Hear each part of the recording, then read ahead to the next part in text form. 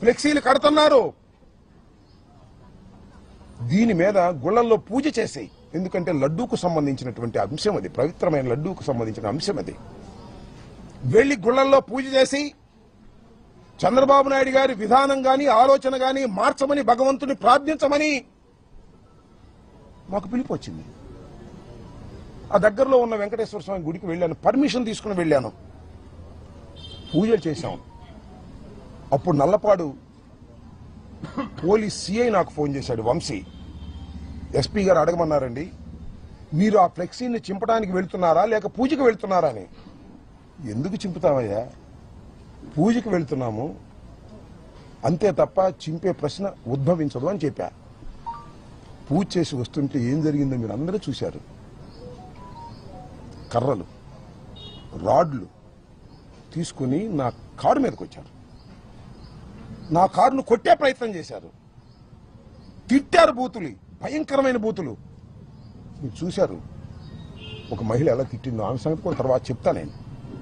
అందరూ filthy language ఇష్టం వచ్చినట్టుగా ఎమ్మ ఎక్క తిడుతుంటే ఎస్ ఆవేశం వచ్చింది.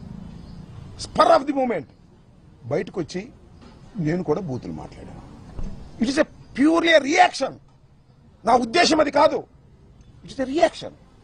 ఎదుటివాడు చేయొత్తుంటే పట్టుకోవటం, ఎదుటివాడు తిడుతుంటే తిరిగి తిట్టడం, ఇది మాత్రమే జరిగింది. ఏం జరిగిందని తర్వాత వాళ్ళు తిట్టారు, నా కారు మీద కొట్టారు, నేను తిరిగి తిట్టాను, ఇంటికి వచ్చేసాను.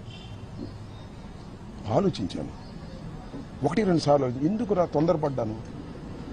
నా అంతరాత్మ ఒప్పుకోలేదు, నా అంతరాత్మ బాధపడింది.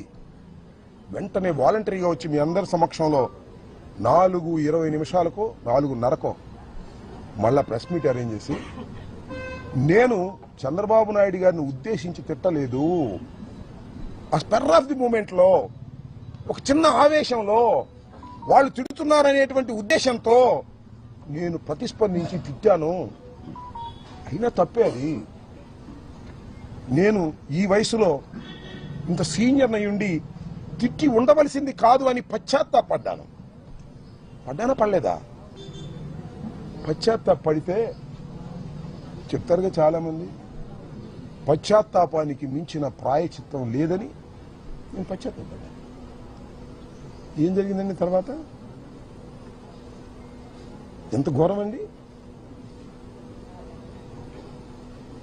నా ఇంటి మీదకి వచ్చారండి, ఎంతమంది వచ్చారండి, ఎంతసేపు ఉన్నారండి? 5ంటికి వచ్చారు. ఇది 4:20కి నా సమావేశం జరిగితే మీరందరూ ఉన్నారు, మీడియా అంతా ఉంది, ఎవరు వెళ్ళలేదు. 5ంటికి వచ్చారు. ఎప్పుడు దాకా ఉన్నారండి? రాత్రి 12 దాటేంతవరకే ఉన్నారు.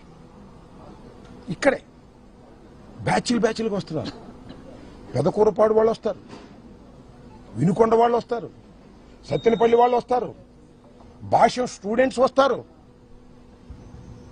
విధ్వంసం చేస్తారు. గదిలో ఉన్నాను, 10-20 నిమిషాలకు తీసుకెళ్లారు. నా ఇంటి మీద నా పిల్లలు ఉన్నారు, నా మనవాళ్ళు ఉన్నారు, తరిమారు, పగలగొట్టారు. పోలీసులు లేరా? అందరు పోలీసులు ఉన్నారుగా.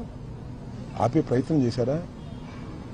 1 గంట కాదు, 2 గంటలు కాదు, ఇంతకుముందు కూడా దాడులు చూశాం. వస్తారు, స్పరావతి కొట్టప్పుడు కొడతారు, పారిపోతారు.